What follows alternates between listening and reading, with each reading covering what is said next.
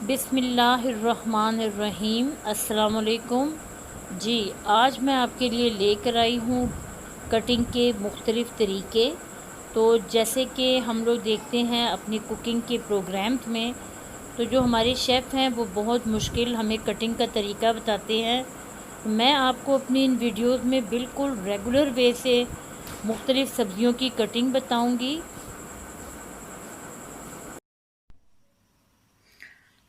बिस्मिल्लाहिर्रहमानिर्रहीम। अस्सलाम वालेकुम। आज मैं आपको शिमला की कटिंग बताऊंगी कि शिमला को हम बिल्कुल सादा तरीके से किस तरीके से कट कर सकते हैं। बिल्कुल एक घरेलू और सादा तरीका है, मैं आपको बताती हूँ। आपने क्या करना है कि ये शिमला है, आपने इसे लेना है और मिड में से इसे कट लगा लेना है। ये अब आपने ये इसके अंदर जो वाइट सा है ये सारा आपने रिमूव करना है। एक कट और लगाएं और इस तरीके से आप इसके अंदर से ये सारा उतार लें। छुरी की मदद से उतारें, आराम आराम से, बिल्कुल। ये इसके है ये चीज़, ये इसका हेड है, ये आप इसमें से उतार लें। इस तरीके से आपने इसे करना है। और फिर मैं आपको बताती हूँ कि ये शिमला हम खाना पकाने में कहाँ और कैसे यूज़ करेंगे। और फिर जब आप लोग बनाएं तो जैसे जैसे मैंने आपको बताया होगा वैसे ही आपने इसे पकाने के लिए यूज़ करना है। अगर आप शिमला आलू बनाते हैं, बिलफर्ज आप शिमला आलू बना रहे हैं, तो आपने क्या करना है, आपने शिमला आलू के लिए स्लाइस लेने हैं। ऐसे आप स्लाइस की शक्ल में इसे काटें। ये आप शिमला आलू और चिकन शिमला बहुत टेस्टी बनता है। आप इस तरीके से इसको कटिंग कर सकते हैं। यूं आपने इस स्लाइस को सारे को पकड़ना है और छुरी को प्रेस करके और आपने ऐसे इसे कट लगाना है। और इसे पिज़्ज़ा की टॉपिंग में भी कर सकते हैं आप। जब पिज़्ज़ा के बेस में हम लोग इस तरीके से डाल सकते हैं, ये बहुत अच्छा होता है। रिंग जो होता है वो हमारी सिर्फ उसकी डेकोरेशन के लिए होता है। तो अब मैं आपको बताती हूँ कि आपने इसे चॉप कैसे करना है। चॉप करने के लिए आपने इसके इसी रुख पे कट लगाने हैं, ज़्यादा सारे। अब आप कट लगा चुके, तो अब आपने इसे यूं आहिस्ता आहिस्ता इसे कट लगाना है ऐसे। ये जो चॉप की हुई है ये हमारी यूज़ होती है सूप में, ऑमलेट वगैरह में आप इसे यूज़ कर सकते हैं। जैसे ही आपके कट ख़त्म होते हैं, आप कट को अगेन दोबारा से इस तरीके से दें और तो इसको इस तरह काटें ऐसे। ये आपकी बहुत अच्छी चॉप की हुई बन जाएगी। अगर आपने इस तरीके से करना है तो आप वैसे भी कर सकते हैं। ये एक इजी तरीका है। रख के आप इसे ऐसे करें तो ये भी आपकी चॉप की हुई बन जाती है। इसे आप ऑमलेट में, सूप में और सैलेड वगैरह में यूज़ कर सकते हैं। ये बहुत बेस्ट है। ये नहीं जी। मंचूरियन के लिए आप क्या करें, हमें मंचूरियन के लिए चौकोर शेप में हमें चाहिए होती है शिमला। तो आप इसे इस तरीके से ऐसे ही पहले सारा इसका ये एक्स्ट्रा उतार लें। आप इसे ऐसे रख के ऐसे कट लगाएं यूं। और अब आप इसके जितना आपको साइज की ज़रूरत है उस साइज़ का आप इसको काट सकते हैं। ये बिल्कुल एक्स्ट्रा है, ये मंचूरियन में ना ही डालें तो बेस्ट है। मंचूरियन में हमें ऐसे स्लाइस की ज़रूरत होती है। ये हमारी मंचूरियन के लिए शेप है, आप देख लें। मुझे उम्मीद है आपको समझ ज़रूर आई होगी। और अब मैं आपको जो बताने जा रही हूँ वो है एक बहुत ही मज़े का, हम अंडा बनाते हैं। अगर अंडा आम तौर पे सभी घरों में हाफ फ्राई बनता है, आप अगर हाफ फ्राई बना रहे हैं तो इस तरीके के सर्कल में आप उसे डालें और ये बहुत ही अच्छा भी लगेगा और एक डिफरेंट स्टाइल है। आप इसके ये मिड में से सारा रिमूव कर दें।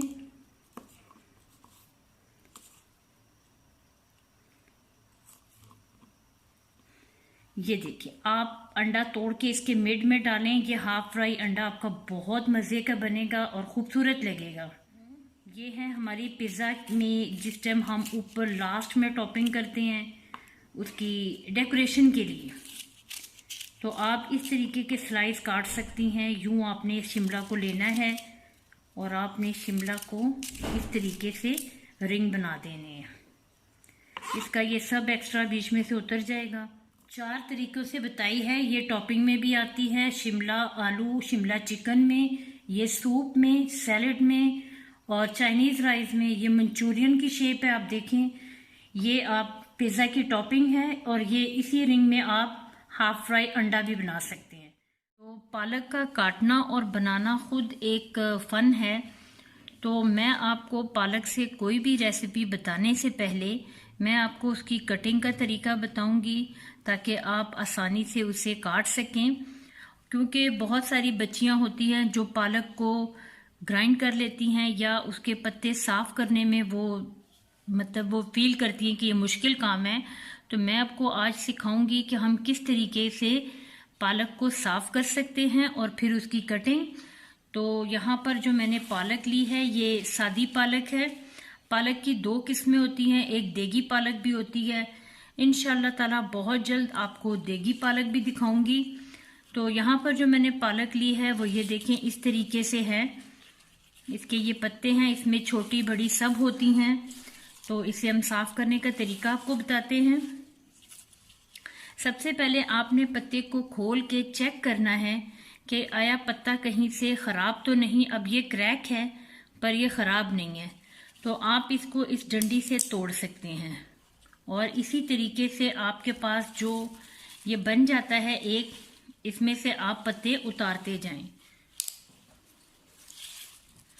बस साथ साथ में आपने पत्ते को एक दफ़ा खोल के आगे और पीछे से चेक करना है कि पत्ता गंदा तो नहीं। अगर गंदा पत्ता आ जाता है तो हम उसे हटा देंगे और मैं आपको इसमें दिखाऊंगी जो ख़राब पत्ते हैं वो हमने कैसे अलग करने हैं। पालक को साफ करने के लिए ज़रूरी है कि हम उसको अच्छी तरीके से बारीकी से चेक करें। अब आप ये देख रहे हैं कि पत्ता है ये यहाँ से बिल्कुल ठीक है लेकिन थोड़ा इधर से ख़राब है। तो अगर आप चाहें कि पालक हमारी वेस्ट ना हो तो आप इतने जो इसका हिस्सा है उसे उतार के आप हटा सकते हैं। इसी तरीके से यहाँ देखें एक छोटा सा ये सुराख है, हम इस हिस्से को भी ऐसे करके हटा सकते हैं। इस तरह जो हमारी बाकी पालक है वो सेव हो जाती है। और अब आपको मैं कुछ पत्ते दिखा देती हूँ जो मतलब बिल्कुल भी हम नहीं डाल सकते, वो ऐसे पत्ते हैं। ये देखें, इन पत्तों को आप कोशिश करें कि अवॉइड करें। ये देखिए इसमें क्योंकि इस तरह के ये सुराख हैं, इसमें बहुत ही बारीक सा एक कीड़ा होता है जो पालक के पत्ते को खाता रहता है। तो इसे हम हटा देंगे। ऐसे ही मैं आपको चंद पत्ते और दिखा दूं। ये देखें, पालक काटते हुए आपने बहुत ध्यान से इन पत्तों को चेक करना है और ऐसे पत्ते आपने ऐड नहीं करने। ये देखें, हम इन पत्तों को हटा देंगे क्योंकि इसमें काफ़ी हद तक जो है वो खाए हुए सुराख बने हुए हैं। तो अब मैं आपको इसकी कटिंग का तरीका बता देती हूँ। अच्छा, ये अब काफ़ी सारी पालक जो है ये हमारी एक मुट्ठी में बराबर आ गई है। आप देख रहे हैं कि मेरी मुट्ठी का जो सर्कल है इसमें ये पालक पूरी आ गई है। अब इसके ऊपर जो डंडियां हैं हम उस हिस्से को उतार देंगे और ये बिल्कुल बराबर भी हो जाएंगी। और जो इसके ऊपर वाली हिस्सा है ये आप देख रहे हैं बिल्कुल एक्स्ट्रा है, इसे हम हटा देंगे। अब मैं आपको बताती हूँ कि पालक को आपने कैसे काटना है।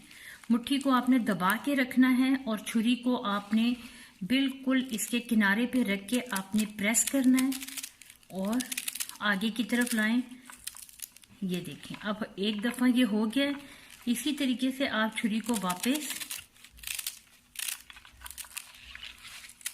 आपको मेरा कैमरा ये दिखा रहा है कि मैं छुरी को किस तरीके से चला रही हूँ। मैं हर तरफ से आपको दिखाऊंगी ताकि आसानी से आपको समझ आ सके। इस तरीके से आप पालक जो है बारीक काट सकते हैं और बस खाना पकाने के लिए इतनी ही बारीक पालक जो होती है वो अच्छी होती है। अगर हम उसे जग में ग्राइंड कर लेते हैं तो वो जो होता है एक अच्छा मतलब खाना उसका नहीं बनता।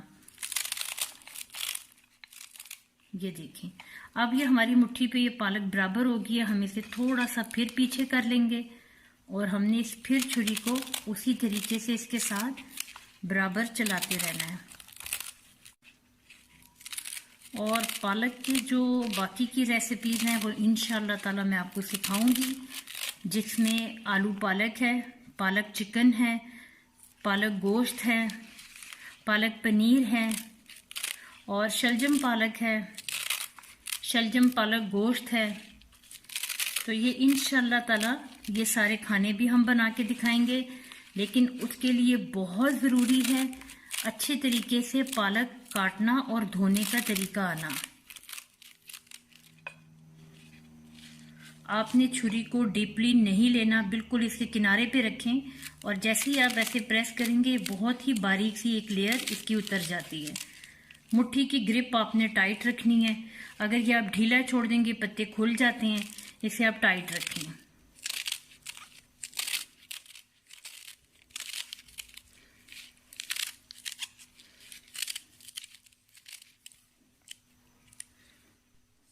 अच्छा, तो ये हमारी जो पालक की कटिंग है वो हो गई है और मुझे उम्मीद है कि आपको समझ आ चुकी होगी कि हमने पालक के किस हिस्से को लेना है और किस तरीके से पत्तों को साफ करना है। आपको मैं एक दफ़ा दोबारा ये कुछ ऐसे पत्ते दिखा देती हूँ, इस किस्म के पत्ते हों तो वो आप ऐड ना करें, उन्हें हटा दें। और जैसे कि मैंने आपको दिखाया था जिनमें सुराख हैं, ऐसे पत्ते भी आप इसके हटा दें।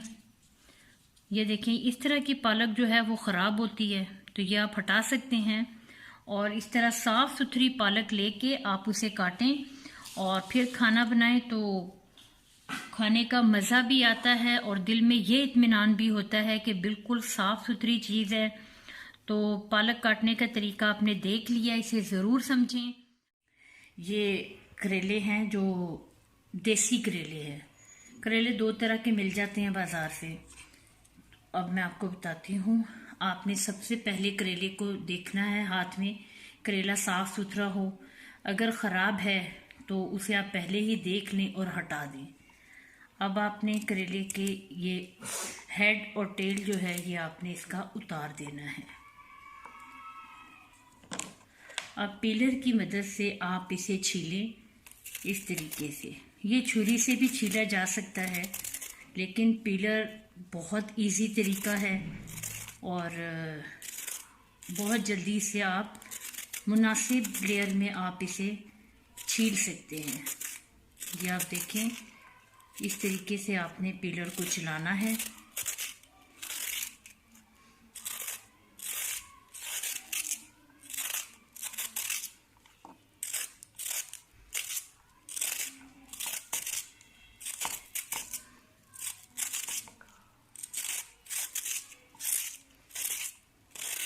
करेले का छिलका ज़्यादा मोटा ना उतारें, क्योंकि इससे इसकी सारी ग़िज़ाइयत ख़त्म हो जाती है। बेशक के करेले कड़वे होते हैं, लेकिन करेला कड़वा ही अच्छा लगता है।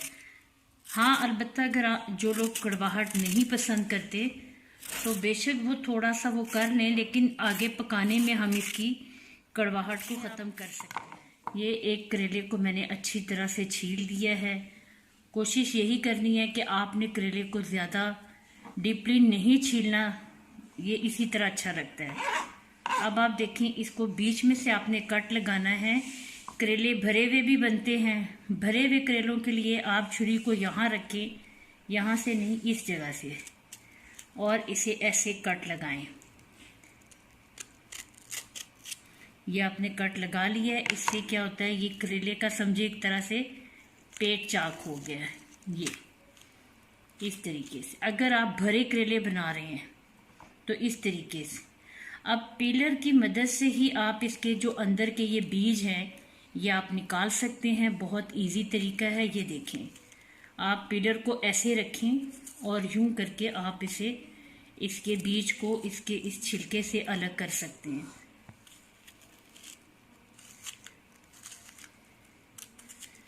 करेले भर के बनते हैं। भर के बनाने के लिए आप कीमे को भून के उसकी एक रेसिपी है, उसके अकॉर्डिंग आप कीमा बनाएं। और जिस टाइम आप इसकी फिलिंग कर रहे हो उसी कीमे के ऊपर आप बारीक पिसा हुआ अनारदाना और हल्की सी प्याज बारीक कटी हुई और पुदीना और धनिया, हरी मिर्च, वो आप उसी कीमे के ऊपर काटें और उस कीमे को आप इसमें भर दें। अब आपने कीमा इसमें भर दिया है तो आप इसे बंद करें और कोई सा भी थ्रेड लें साफ़ सुथरा, आप वो थ्रेड लेके इसके गिर्द लपेट दें। अगर थ्रेड नहीं यूज़ करना तो आप टूथपिक यूज़ कर सकते हैं, टूथपिक को इसमें से गुजार दें तो आपका ये कीमा इसमें सिक्योर हो जाता है। इसे आप मिसाले में रख के इजीली आप इसका बहुत अच्छा सालन बना सकते हैं। इसे भरे हुए करेले हैं ये। तो ये मैं आपको बताती हूँ कि अगर आप बना रहे हैं करेले प्याज, करेले कीमा या करेले गोश्त, उसके लिए आप यूँ कर सकते हैं कि ये देखें करेले मैंने बिल्कुल साफ़ कर दिए हैं ऊपर से नीचे से। आपने इन्हें ऊपर नीचे रखना है जितनी लेयर आप हाथ में पकड़ सकते हैं।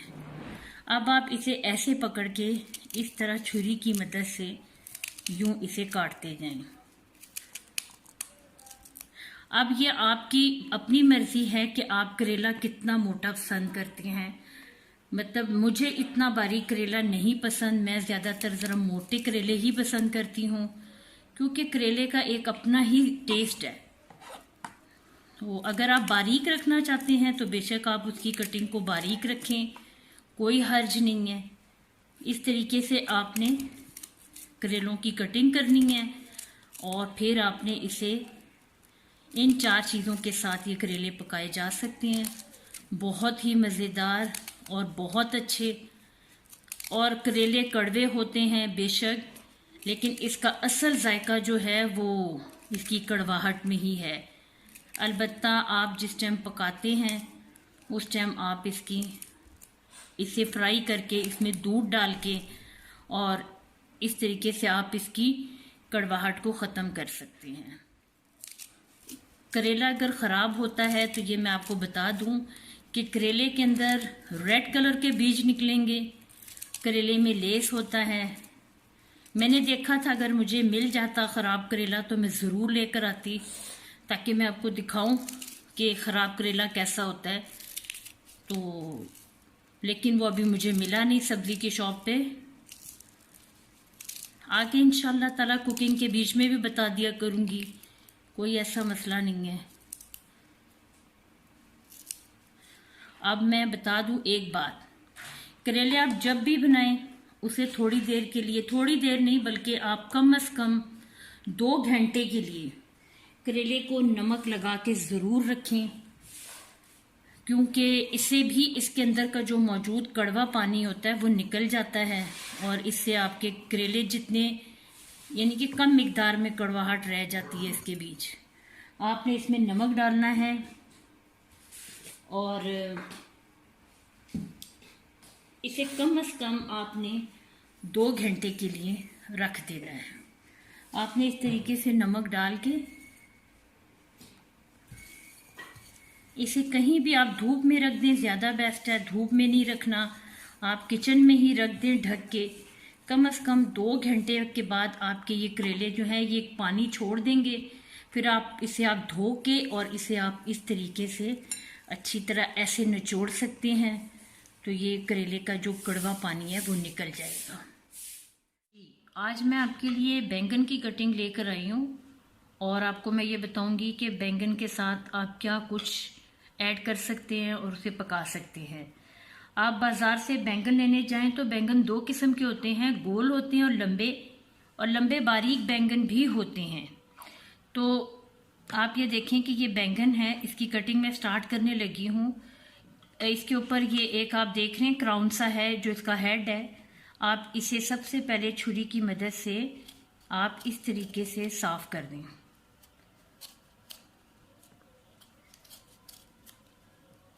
ये आप इस तरीके से उतार दें तो, और साथ में ये ज़रूर देखें कि बैंगन अंदर से अक्सर ख़राब निकल आता है। कभी भी आप बैंगन जो है ना बग़ैर मौसम के लेंगे उसमें ज़रूर आपको वो मिलेगा। अब ये जो डंडी है, अक्सर लोग ताज़ा बैंगन की ये डंडी बना भी लेते हैं, लेकिन हमें बाज़ार में ताज़ा बैंगन कम ही मिलते हैं, तो हम इस डंडी को उतार लेते हैं। अब ये बैंगन हमारा यहाँ ऊपर से साफ़ हो चुका है। इस तरीके से आपने इसके ये वाला हिस्सा साफ़ कर देना है। अब हम इसे कट लगाते हैं, देखते हैं अगर इस बैंगन के अंदर आपको मतलब वो नज़र आता है कीड़ा, तो वो भी आपके लिए बेस्ट है कि आप देखें वो किस तरीके का बैंगन होगा और उसे आप लोग वेस्ट कर देंगे। जी बैंगन हमारा ठीक है। आपको मैं बताऊं कि बैंगन जो है वो ज़्यादातर छोटे स्लाइस में ही कटता है। हम आलू बैंगन बनाते हैं जो कॉमन हमारी इसमें सब्ज़ी है, लेकिन अगर आप बैंगन और अरवी बनाएं तो वो भी बहुत टेस्टी है। मैं अपनी नेक्स्ट वीडियोस में बताऊंगी आपको कि अरवी की कटिंग कैसे होती है। इसमें मैं आपको बताती हूँ कि अगर आप आलू बैंगन बना रहे हैं तो आप बैंगन इसी शेप में कट करें, इससे ज़्यादा बड़े नहीं। बड़े बैंगन जो होते हैं वो अंदर से फीके रह जाते हैं। मिसाल के तौर पे अगर आप देखते हैं कि ये जो बैंगन है, बाज़ आप देखते हैं कुकिंग के दौरान कि आप इतनी शेप में बैंगन लेते हैं या इससे बड़ा और मोटा ले लेते हैं। ये बैंगन जब पक जाता है, पकने के बाद ये अंदर से फीका होता है और बच्चों को, घर वालों को पसंद नहीं आता। आप इस स्लाइस में रखें बैंगन को, इसके अंदर मसाला, नमक सब चला जाता है, ये हमें बहुत फिर मज़ा देता है। तो आप बैंगन की ये कटिंग रखें। बैंगन बहुत जल्दी काले हो जाते हैं, ये याद रखें। जिस वक्त आप लोग बैंगन की कटिंग कर रहे हों तो मस्ट है कि आपके पास एक बाउल हो। ये देखिए, मस्ट है कि आपके पास बाउल हो। जैसे जैसे कटिंग होती जाए आप इस पानी में आप यूं करें कि नमक डालें। इससे क्या होता है कि एक तो बैंगन जो है वो अंदर तक मज़ेदार हो जाता है। अब आप जैसे आप कटिंग करते जाएं, साथ साथ ही आप इसे पानी में डालते जाएं, क्योंकि ये बैंगन को काला नहीं होने देगा। ये देखिए दोबारा बैंगन का कलर जो है वो फ्रेश हो गया है। अगर आप बैंगन को ज़रा सी देर भी रखेंगे उसका रंग काला होना शुरू हो जाता है। मस्ट है कि आपने बैंगन को पानी में डिप करके रखना है। हर स्लाइस की कटिंग के साथ बैंगन को उठाएं और पानी में डालती जाएं। ठीक, अब मैं आपको बताती हूँ कि बैंगन के लिए हमें आलू का क्या साइज चाहिए। अब एक आलू है, मैं बताती हूँ कि इन बैंगन के लिए आप कितना आलू काट सकते हैं। बैंगन आलू बनाते हुए भी आप बड़े आलू बिल्कुल बड़े पीसेस नहीं करने आपने। ये हैं, आप चाहें तो इन्हें इकट्ठा भी कट कर सकते हैं, नहीं तो आप इन्हें इस तरीके से भी कट कर सकते हैं। ये देखिए, यह आपकी बहुत छोटी और अच्छी सी शेप है। इससे ज़्यादा बड़ी शेप आपके आलू बैंगन को फीका बज़ायका कर देगी, जो आपको ज़रा भी टेस्ट नहीं देगी। आलू बैंगन मिसाले के बाद इकट्ठे भी डाले जा सकते हैं, उसमें कोई हर्ज नहीं है। चाहें तो आप पहले आलू को पका लें और फिर बाद में ऊपर से बैंगन ऐड कर दें। आलू भी पानी में डिप करके रखें, आलू भी बहुत जल्दी काले हो जाते हैं। बैंगन के पकोड़े भी बनते हैं और बैंगन के साथ बनता है स्लाइस में बैंगन। ये मैं आपको बताती हूँ कि किस तरीके से आप स्लाइस में बैंगन काट सकते हैं। ये एक बैंगन मैंने लिया है, देखिए गोल बैंगन हो तो ये बहुत बेस्ट है। आप इस बैंगन को ऐसे रख के इस तरीके से कट करें और आपके ये स्लाइस जो हैं बनते जाएंगे। आप बेसन लें, बेसन में जैसे पकोड़ों का हल्का सा हम वो स्पाइस डालते हैं, वो वाला सारा स्पाइस ऐड करें। और जो ये बैंगन की कतलियाँ हैं या जो आप इसे राउंड शेप में जो मैं सर्कल काट रही हूँ, आप इसे डिप कर दें थोड़ी देर के लिए, ताकि जो मसाला है उसका टेस्ट आपका इसके अंदर आ जाए। इसे डिप करना बहुत ज़रूरी है। जब आप कट कर लेते हैं उस वक्त भी फौरी तौर पर इसे आप डिप करें। डिप करने से क्या होगा कि ये काले नहीं होंगे। अब आपने क्या करना है कि बेसन जो आपने भिगोया हुआ है उसमें आप इसे डाल के 5 मिनट के लिए रखें और फिर आप इसे ऑयल में डाल के फ्राई कर लें। ये आपकी शेप है उसके लिए कि आप बेसन वाले बनाए बैंगन।